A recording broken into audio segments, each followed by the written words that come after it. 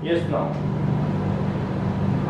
These are the special cases of first application. तो first case देखते हैं क्या है। फर्स्ट केस तो मैंने तुम्हें कल भी करवाया था, तुम्हें अच्छे से याद भी होगा कि क्या है। आज उसको थोड़ा सा ना प्रॉपर वे में लिख लेते हैं कि कल मिक्स हो गया था लास्ट में और एंड टाइम था एप्लीकेशन का, तो तुमने ध्यान दिया नहीं दिया।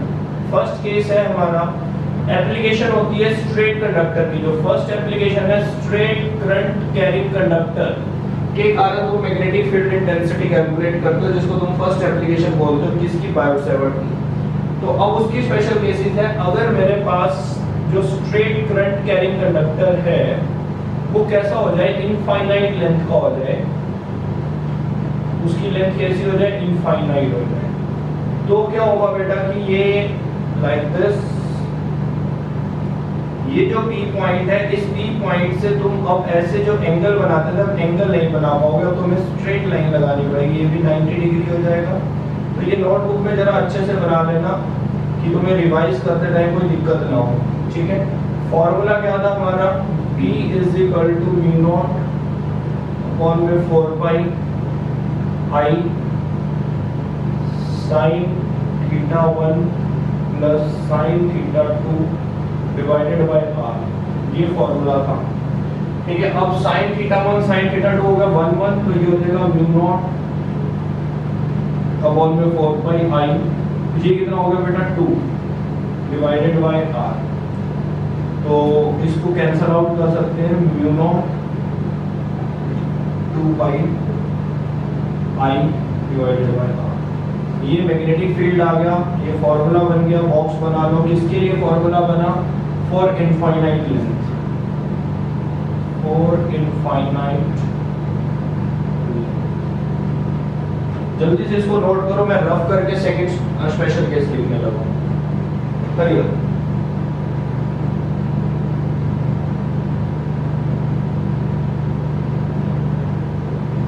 केस 2 करने लगे हैं।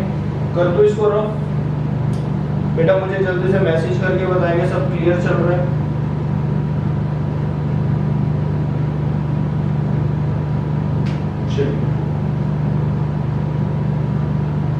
स्क्रीनशॉट्स लेते रहा करो अगर स्पीड अप नहीं हो पा रही तो।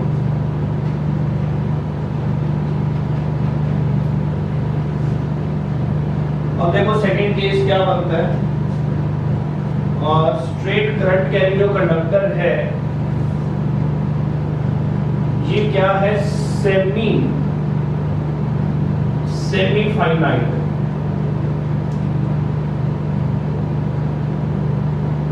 सेमी फाइनाइट का क्या मतलब होगा बेटा,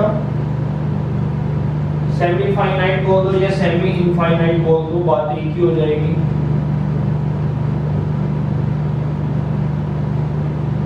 इसका मतलब होगा कि इसका एक एंड तो है, दूसरा एंड नहीं है। जहां पे कल अक्षित कंफ्यूज हो रहा था, अक्षित ध्यान से देखना, और कंफ्यूजन दूर हो जाएगी। इसलिए मैंने यहाँ पर ये पॉइंट्स लिख दिए ताकि तुम्हारी कंफ्यूजन ही खत्म हो जाए। सेमी फाइनाइट बोल दो या सेमी इनफाइनाइट बोल दो, इसका एक एंड तो मैंने ले लिया लेकिन दूसरा एंड नहीं लिया, ये इंफिनिटी है, ठीक है।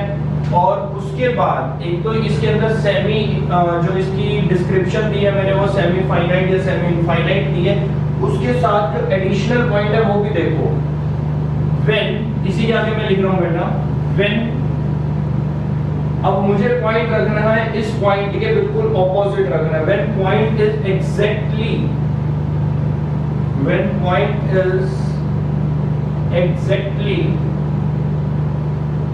In front of one and, in front of one and, एक एंड के बिल्कुल फ्रंट में है, तो अच्छे से इसको लिखते चले जाना, ठीक है। Straight current carrying conductor semi finite और सेमी इनफाइनाइट जो है, when point is exactly in front of one and, मतलब इस पॉइंट के बिल्कुल एंड पे अगर P पॉइंट आ जाए तो क्या करोगे। अब थीटा 1 तो बनेगा नहीं, थीटा 1 तो 0 हो जाएगा, और यहां से ये इनफाइनाइट है तो ये भी कैसा हो जाएगा, 90 हो जाएगा। तो ये कौन सा एंगल हो गया, दिस इज द थीटा 2 हो गया। और थीटा 1 क्या हो गया, हियर थीटा 1 हो गया 0 डिग्री। तो ये चीजें लिखते चले जाना। तो रिजल्ट कैसे निकालेंगे बेटा, b is equal to mu not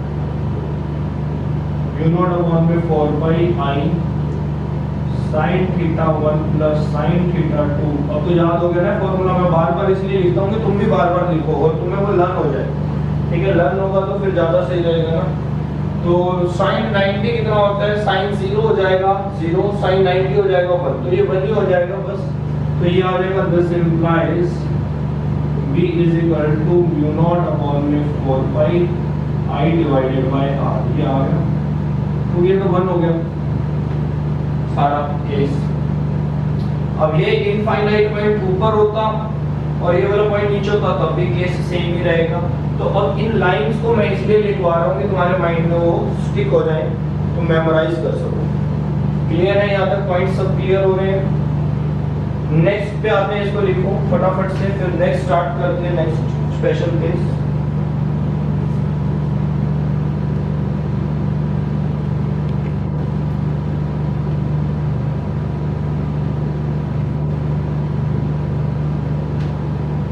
yes no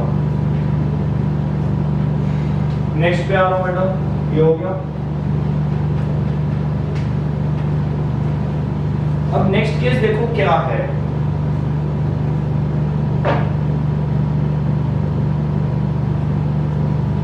अभी भी यहां से मैं कुछ चेंज कर रहा हूं, ये देखो इसको मैंने चेंज नहीं किया, सेमी फाइनाइट इनफाइनाइट को मैंने अभी भी चेंज नहीं किया। अभी मैंने इसके साथ क्या किया था, मैंने पॉइंट लिया था एक पॉइंट के सामने। अगर मैं एक पॉइंट के सामने पॉइंट ना लूं तब क्या होगा, मतलब मैं पॉइंट नॉर्मली लेता हूं, पहले मैं डायग्राम बनाता हूं फिर लाइन पूरी करता हूं, क्योंकि तुम डायग्राम देख के समझ जाओगे। अभी मैंने क्या किया था, ये एक स्ट्रेट करंट कैरिंग कंडक्टर लिया था, ये एक पॉइंट इनफाइनाइट था, मतलब सेमी फाइनाइट या सेमी इनफाइनाइट वायर थी जिसके अंदर करंट था। हाँ बेटा करंट जरूर चलाया करो भाई करंट। मैंने जो पॉइंट था इस पॉइंट के बिल्कुल ऑपोजिट लिया था। अब मैं इसके ऑपोजिट नहीं लेता, जैसे नॉर्मल पॉइंट लेते हैं ऐसे ले लेता हूं। That is the point P, ये कुछ डिस्टेंस r है, ये पॉइंट P है।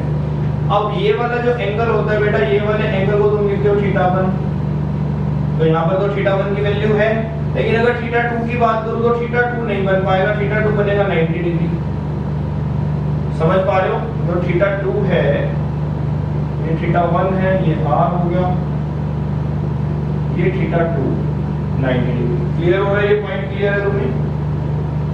तो अब इसकी पहले तो लाइन कंप्लीट कर लेते हैं। Straight current carrying conductor semi finite और semi infinite, when point is not, full stop लगा के, when point is not in front of one end, in front of one end, अगर एक एंड के सामने नहीं है तो क्या करेंगे, फिर से फॉर्मूला लिखते हैं, P is equal to mu naught upon में 4 pi I divided by R sin θ1 plus sin θ2। ठीक है, तो कितना आ जाएगा बेटा, mu naught upon में 4 pi। अब θ1 तो है, तो I डिवाइडेड बाय R, तो ये हो जाएगा sin θ1 प्लस 1, क्योंकि θ2 की वैल्यू हो जाएगी 1, यही होगा ना। ये θ1 जो है, जो भी एंगल है इज इक्वल टू θ है, तो इसको θ भी लिख सकते हो। अगर ये इज इक्वल टू θ है तो यहाँ पर ये भी लिख सकते हैं mu naught upon में 4 pi I divided by R 1 plus sin θ, ऐसे भी लिख सकते हैं। अगर θ1 की वैल्यू मैं θ बोल दूं तो ये बना दो फॉर्मूला, तो दिस इज द फॉर्मूलास। तो ये बेटा इसके फॉर्मूलाज आ गए। अब ये तुम्हें स्पेशल केसेस क्लियर हो गए हैं। ये वाला स्पेशल केस मैंने कहा था कि जब न्यूमेरिकल आएगा सामने तब मैं करवाऊंगा, ठीक है। फिर इसके बाद अब कुछ न्यूमेरिकल्स करते हैं। न्यूमेरिकल से पहले मैं तुम्हें डायरेक्शन निकालने सिखाता हूँ कि डायरेक्शन कैसे निकाली जाती है, क्योंकि अब इन पॉइंट्स में तुम्हें डायरेक्शंस निकालनी पड़ेगी। तो डायरेक्शन के लिए बेटा देखो सिंपल है, वैसे तो Fleming left hand right hand rule अगर हम यूज नहीं भी करते तब भी सारे काम हो जाते हैं, मैं बहुत कम यूज करता हूँ। फिर भी अब जो राइट हैंड रूल हम करते हैं, राइट हैंड थंब रूल जो हम कर रहे हैं बार बार, उसको हमें कैसे डिस्क्राइब करना है, बहुत सिंपल है। बच्चे उसकी ना एप्लीकेशन नहीं कर पाते, मेरे पास काफी प्रॉब्लम्स आई हैं ये कि उसको तुम अप्लाई नहीं कर पा रहे हो, तो उसको देख लो एक बार कि तुम्हें कोई प्रॉब्लम ना हो, उसको अप्लाई कैसे करना है। तो लेट्स सी कि अप्लाई कैसे करते हैं। कॉल रखेंगे एक सेकंड।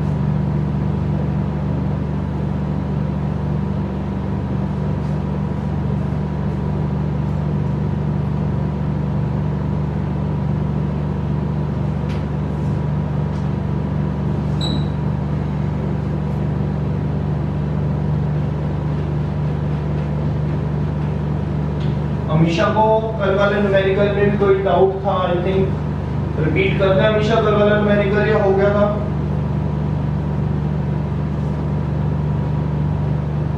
बता देना, जैसा मैसेज कर देना अमीशा, ठीक है। चलिए अब मुझे तुम्हें पहले डायरेक्शन बतानी है।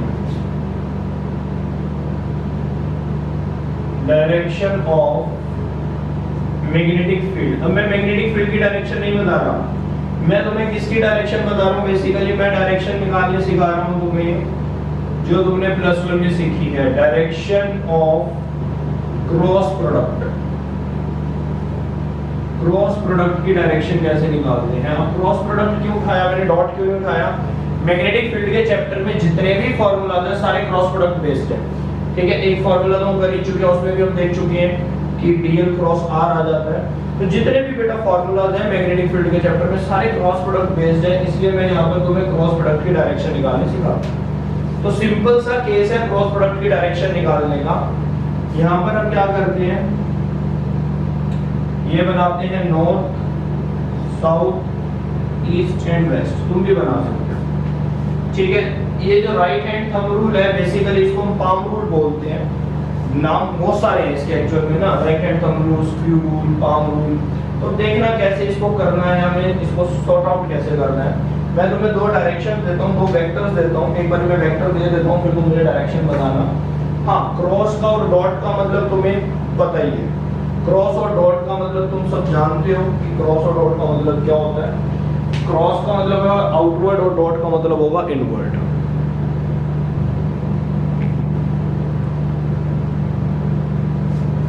ये सुनाओ, देखिए डायरेक्शंस कैसे निकाली जाती है। मैं तुम्हें यहाँ पर दो वेक्टर देता हूँ बेटा। एक ये मैंने वेक्टर दिया क्रॉस, ठीक है, this is the A vector.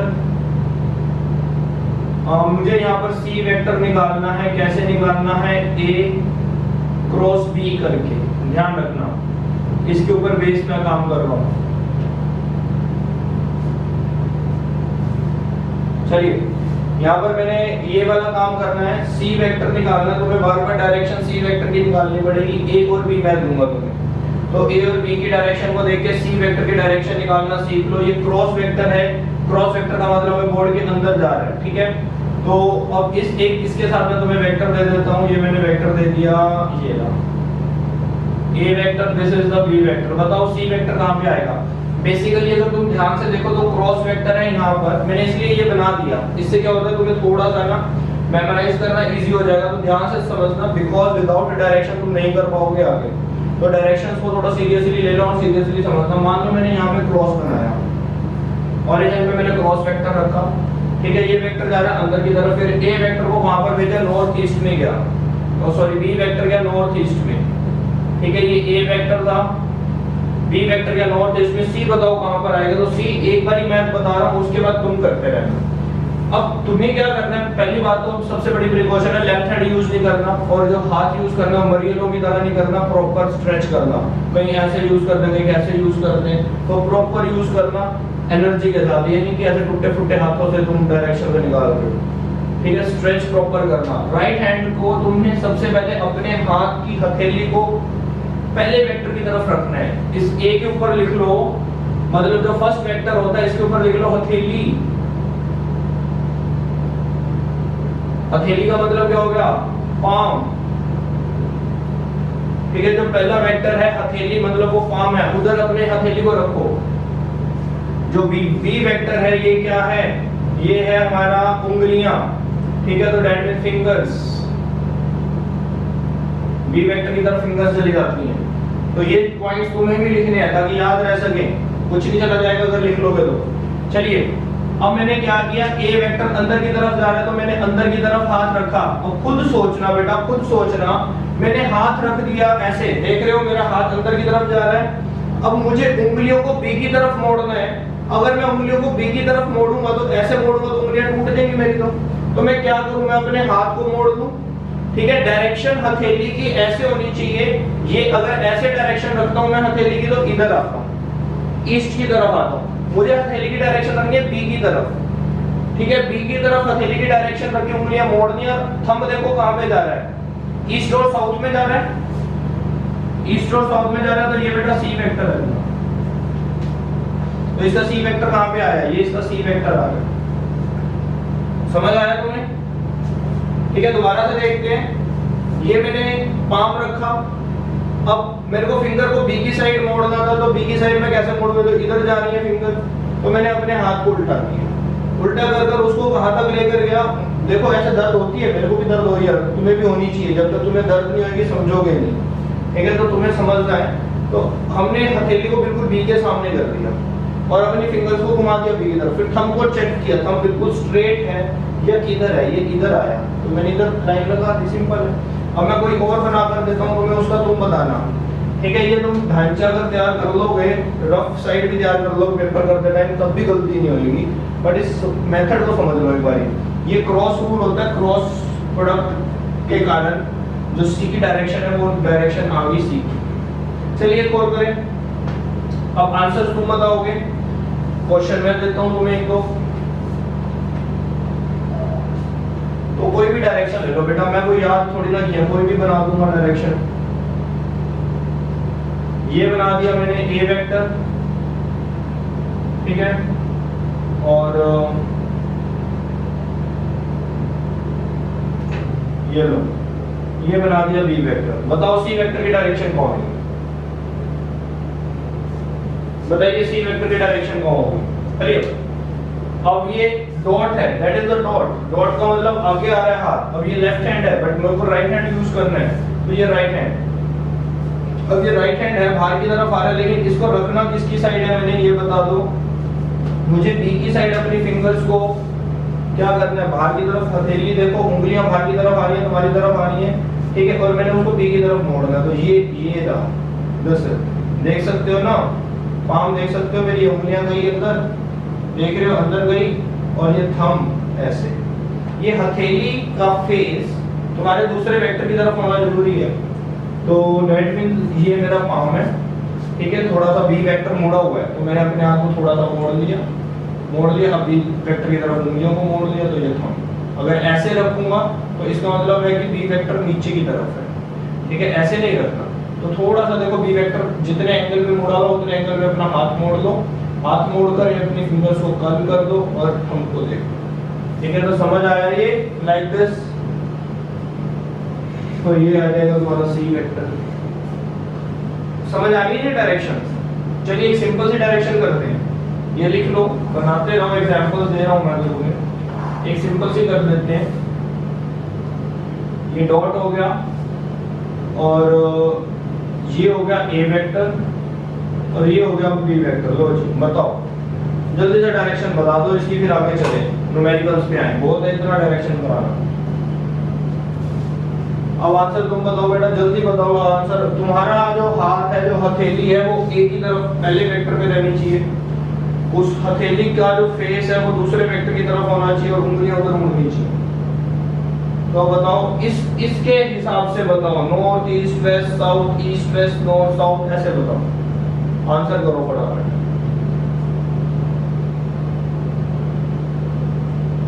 तो एक आंसर आया मेरे पास नॉर्थ, मैं चेक करूंगा अभी, देखते हैं नॉर्थ है या क्या है।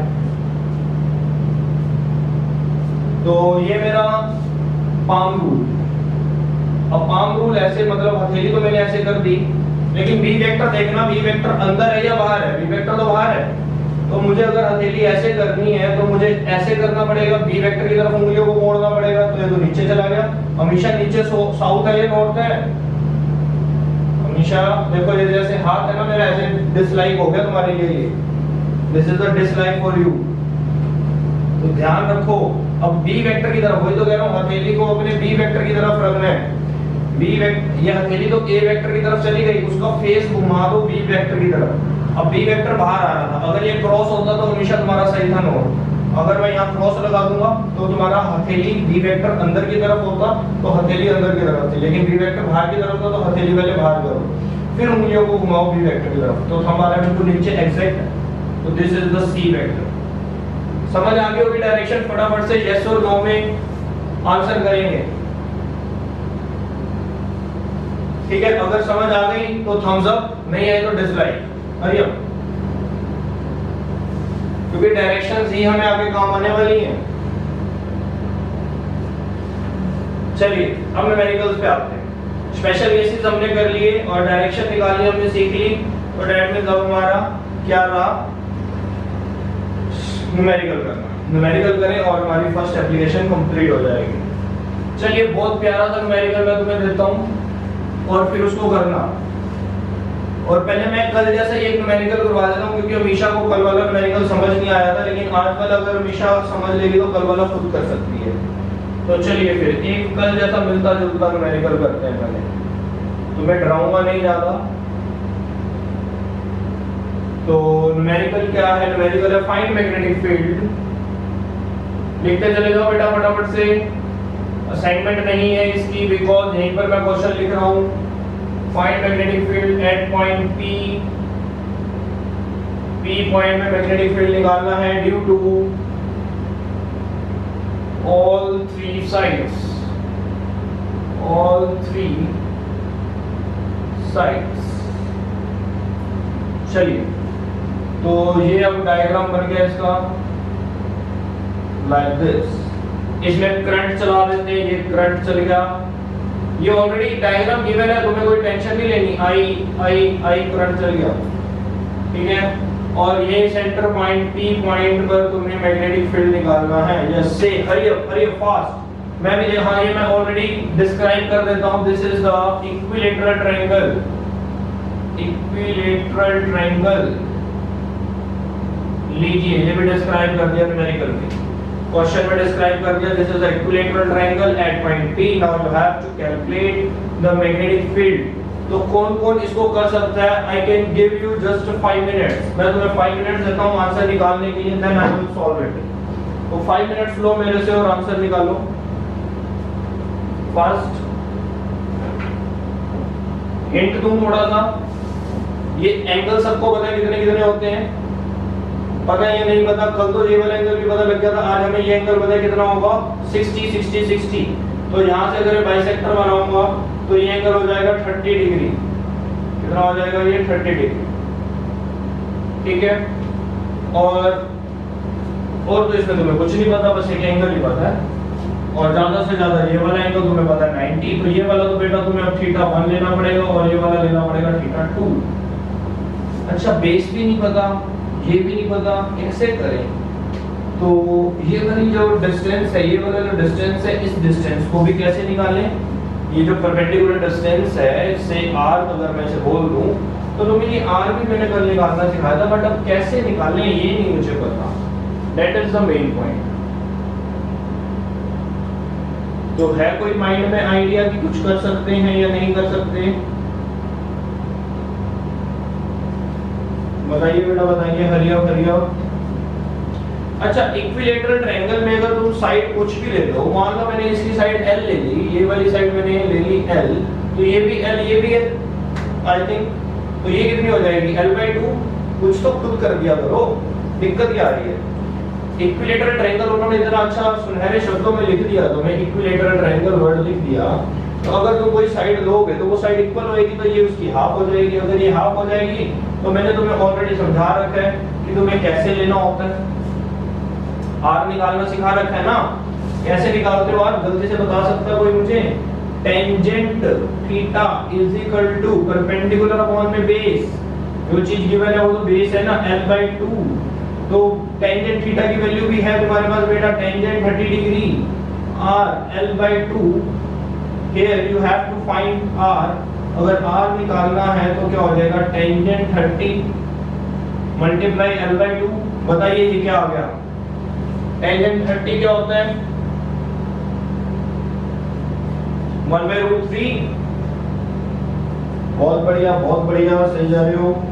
यस नाउ r तो 2√3 लीजिए r की वैल्यू आ गई बेटा।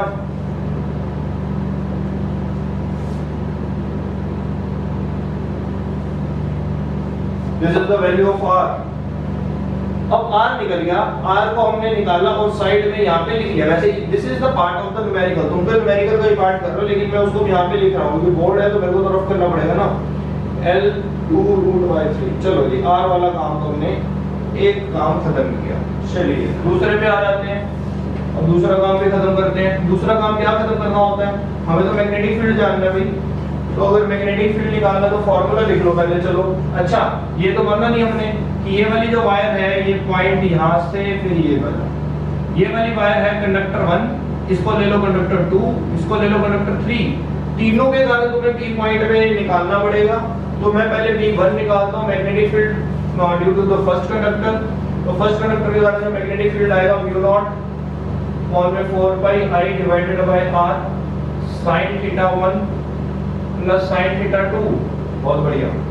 चलिए अब θ1 θ2 नहीं है तुम्हारे पास, ध्यान रखना।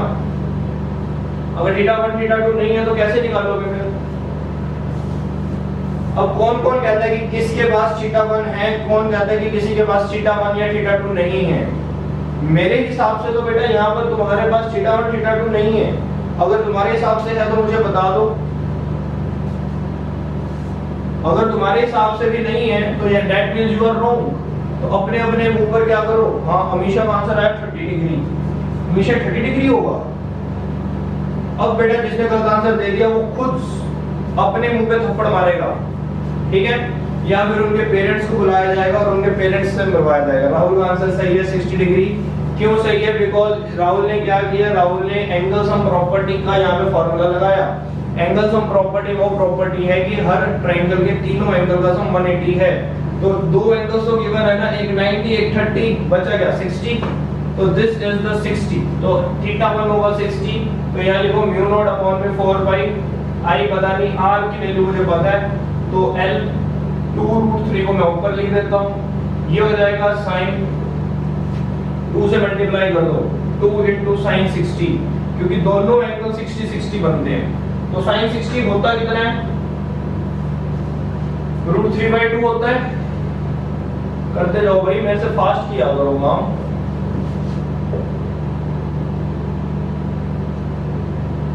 हम तो इस साइन की वैल्यूज भूल जाते हैं क्योंकि हमारे रोज काम की थोड़ी ना ये।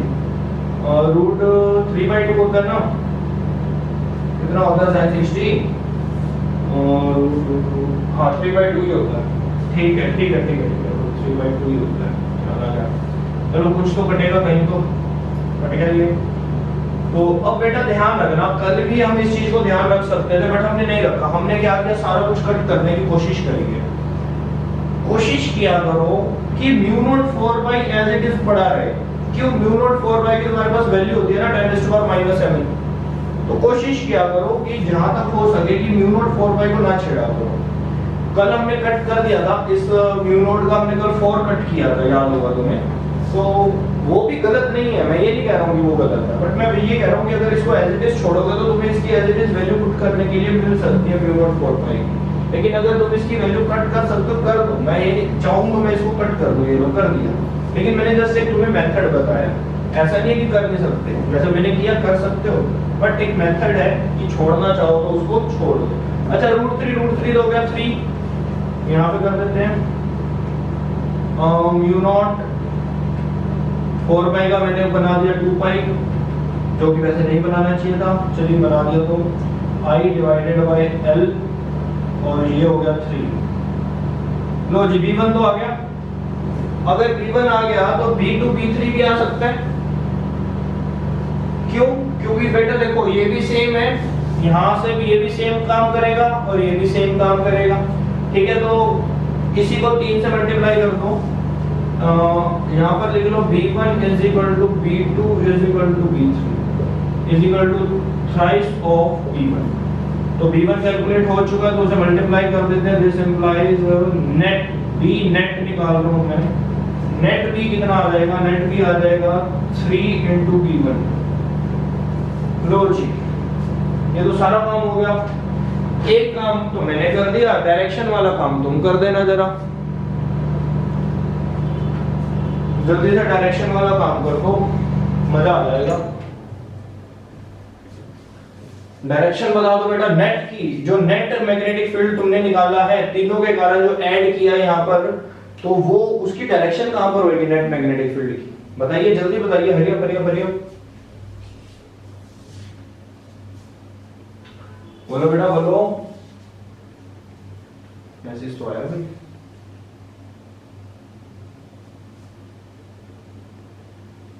इनवर्ड, बहुत बढ़िया गौतम, बहुत बढ़िया, गौतम को समझ आ रहा है। देखो इनवर्ड होगी बिकॉज जहां पर देखो ये करंट जा रहा है अंदर की तरफ और इस तरफ जा रहा है, तो थंब को रखा करंट की तरफ, ये गए पाम अंदर, तो डेट इज द इनवर्ड। इसका करंट नीचे की तरफ आ रहा है, पाम अंदर, करंट ऊपर की तरफ जा रहा है, दिस पाम अंदर। तीनों केसेस में फिंगर्स अंदर जा रही हैं, तो यहां पर बेटा एक क्रॉस लगा देंगे इनवर्ड। क्रॉस का मतलब गलत नहीं किया मैंने, बार बार यही बताता हूं, ये इनवर्ड डायरेक्शन है। ठीक है, समझ आया? चलिए अब एक और न्यूमेरिकल करो फिर। अमीशा तुम कल वाला भी कर पाओगे, मेरे ख्याल से सेम ही तो था कल वाला, बस वहां स्क्वायर लिया था मैंने, यहाँ पर ट्रायंगल लिया, कल स्क्वायर लिया था, याद है ना या भूल गए? कर लोगे अमीशा? जल्दी से बताइएगा मुझे।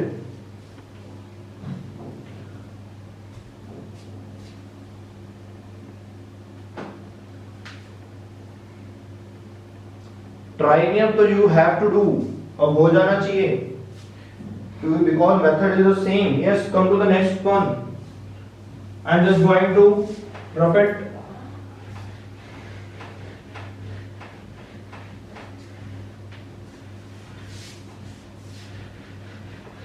अब वाला जो क्वेश्चन है ना, देखने में ऐसे भयानक क्वेश्चन दूंगा और करने में ऐसे होंगे जैसे कुछ है ही नहीं, देखने में भयानक होंगे।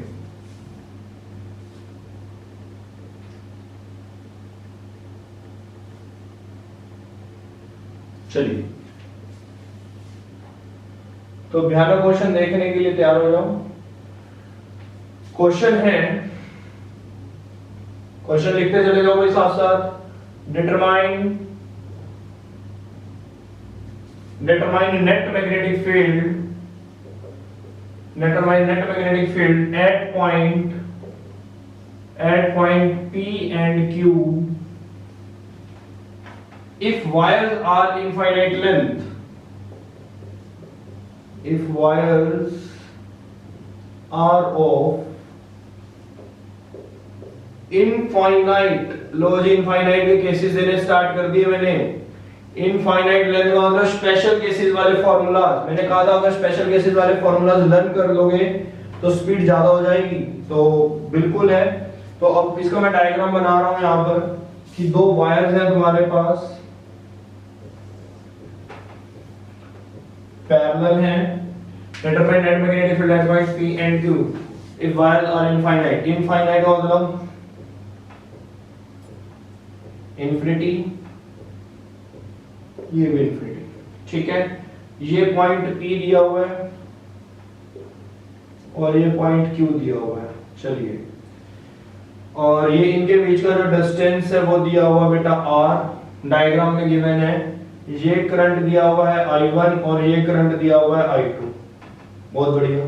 चलिए अब ये वाला डिस्टेंस दिया हुआ है R/2, ये वाला जो डिस्टेंस है ये है R/2 और ये वाला डिस्टेंस भी जो है ये भी R/2 है और दोनों के बीच का सेपरेशन है R।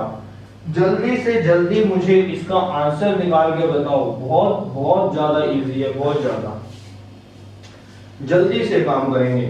अब तुम्हें P पॉइंट पर ना, ये मान लेते हैं कंडक्टर 1 है और ये मान लेते हैं कंडक्टर 2 है, तो P पॉइंट पे कंडक्टर 1 के कारण भी और कंडक्टर 2 के कारण भी, दोनों के कारण पहले मैग्नेटिक फील्ड निकालना पड़ेगा।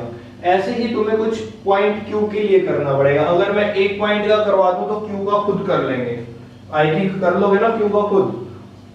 तो मैं एक पॉइंट का तो करवा देता हूं, P का हम कर लेते हैं, देखते हैं करके। तो 4 पॉइंट P, अब करते हैं 4 पॉइंट P। चलिए P के लिए निकालते हैं। P के लिए दो बार निकालना पड़ेगा, एक निकालना पड़ेगा B1 के कारण, एक निकालना पड़ेगा 2 के कारण। तो P पॉइंट पे पहले हम निकाल लेते हैं B1 के कारण। Magnetic field due to 1। बताइए बेटा पॉइंट पी पे फॉर्मूला जो लिखना पड़ेगा क्या? अच्छा फॉर्मूला तो मैं भूल गया, मैं सही में फॉर्मूला भूल गया हूं कि इनफाइनाइट के कारण फॉर्मूला क्या होता था। तो मुझे एक बार फॉर्मूला रिमेंबर करवा दे ताकि मैं कर सकूं बेटा, नहीं तो मैं लाचार हूं, कर नहीं पाऊंगा इस क्वेश्चन को। मुझे फॉर्मूला बता दिया जाए।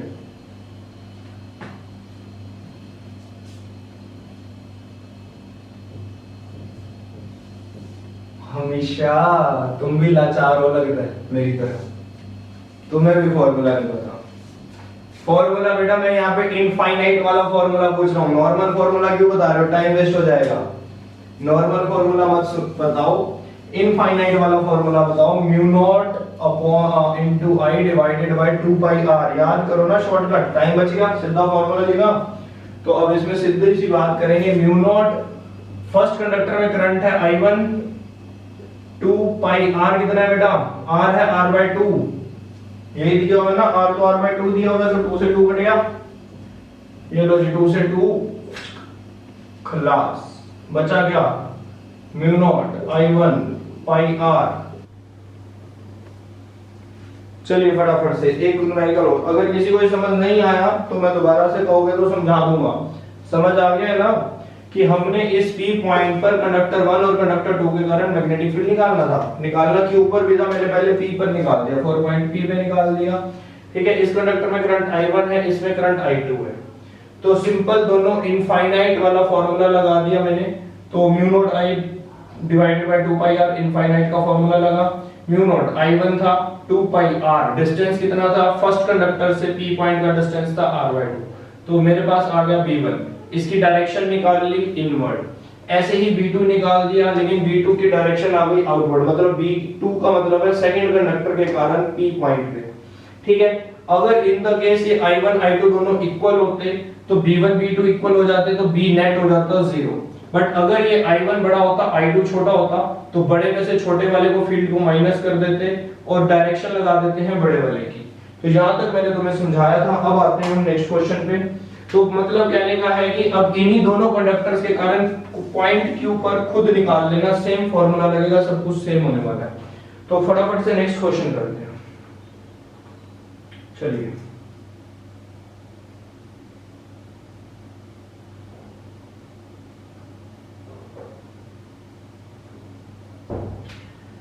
क्वेश्चन बहुत प्यारा सा है, लेकिन थोड़ा सा टाइम दो मुझे लिखने के लिए।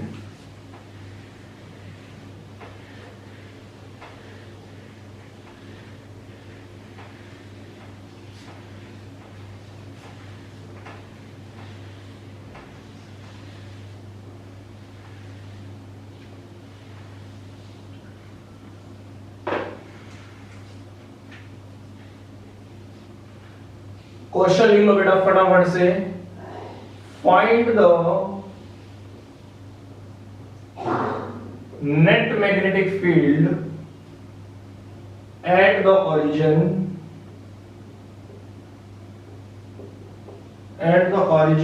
of coordinate axis क्वेश्चन लिखते चले जाएंगे। Find the net magnetic field at the origin of coordinate axis for current carrying wire for the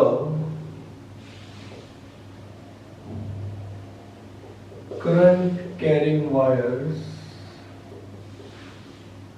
आगे क्या है, ABC and DEF।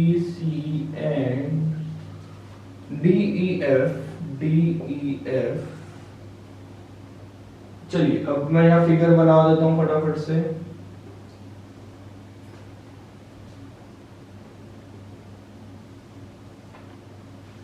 ये लो जी, ये बना कोई DEF।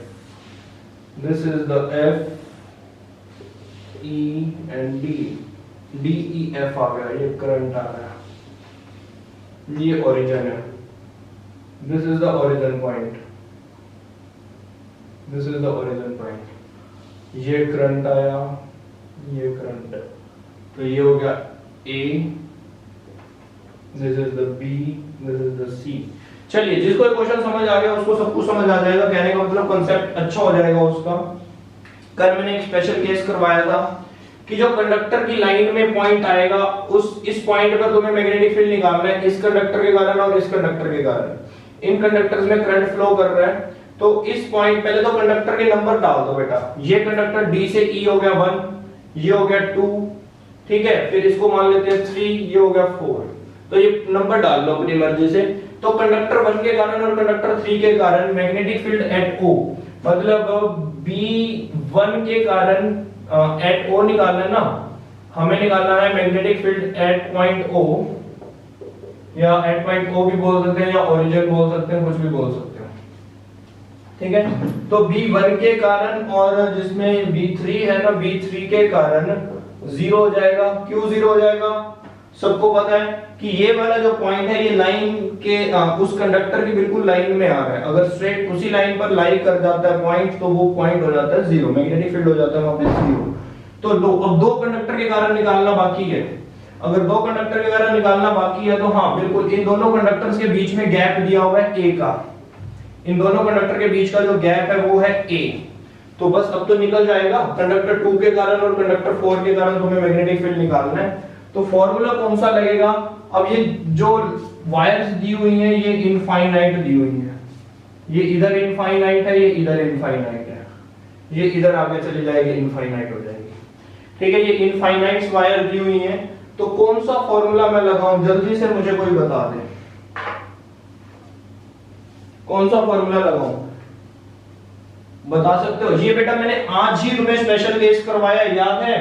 कौन सा स्पेशल केस है? जल्दी से बताओ। ये वो स्पेशल केस है कि सेमी फाइनाइट वाला या सेमी इनफाइनाइट वाला स्पेशल केस है। अब ये वाला पॉइंट तुम्हारे इस पॉइंट के बिल्कुल सामने आ गया, याद करो, एक एंगल हो जाता है 90 और एक हो जाता है 0, तो याद है? तो इसका फॉर्मूला क्या बनेगा? चलो अब फॉर्मूला हमेशा ही बताएगी, देखते हैं सही बताती है गलत बताती है। B2 के कारण B2 पे कौन सा फॉर्मूला लगेगा हमेशा? जल्दी से बताओ। आज ही मैंने केस करवाया है स्पेशल केस, और आज ही उसका मैंने मेडिकल इसलिए लेकर आया हूं ये वाला कि तुम्हें केस क्लियर हो जाए साथ साथ। तो म्यू नॉट, वैसे फॉर्मूला बताया नहीं हमेशा ने मुझे, हमेशा खाना खाओ। Mu naught I divided bye, अब आता है 4 पाई r, ठीक है। क्यों? क्योंकि इसमें एक तो हो जाता है एंगल 0 और एक हो जाता है 90, तो दैट मींस टोटल साइन के जो प्लस करोगे थीटा को 1 आ जाएगा। चलिए, तो करंट इसमें गिवन है, तो करंट बस I दिया होगा और तो कुछ गिवन नहीं है, करंट I का I रह जाएगा, फिर तो R तुम्हें गिवन है A/2 हो जाएगा, म्यू नॉट I 4/A/2, तो 2 पर चला जाएगा या 2 से 2 कैंसिल हो जाएगा, तो म्यू नॉट I ये हो जाएगा 2 पाई A। चलिए डायरेक्शन बताइएगा बेटा यहां पर फटाफट से, डायरेक्शन बताओ। डायरेक्शन करंट नीचे है तो outward, right hand thumb rule, thumb नीचे क्योंकि करंट नीचे आ रहा है, फिंगर्स बाहर आ रही हैं, आउटवर्ड। तो B4 पे भी ये का यही रूल लगेगा, निकाल लेना, यही का यही फॉर्मूला लगेगा B4 पे भी, ठीक है। तो उसके कारण आउटवर्ड होगा या इनवर्ड होगा? उसके कारण भी आउटवर्ड होगा, देख सकते हो, आउटवर्ड, ठीक है। तो नेट कैसे निकालोगे? सबको B1 B2 B3 B4 को ऐड कर दोगे, ये दोनों तो 0 हैं, ये दोनों ऐड हो जाएंगे, सिंपल है, हो जाएगा क्वेश्चन, कर लोगे ना? कोई डाउट तो नहीं है? ठीक है, आज तो बस इतना ही करेंगे, बाकी कल सेकंड एप्लीकेशन करेंगे इसकी, तो देखते हैं सेकंड एप्लीकेशन में।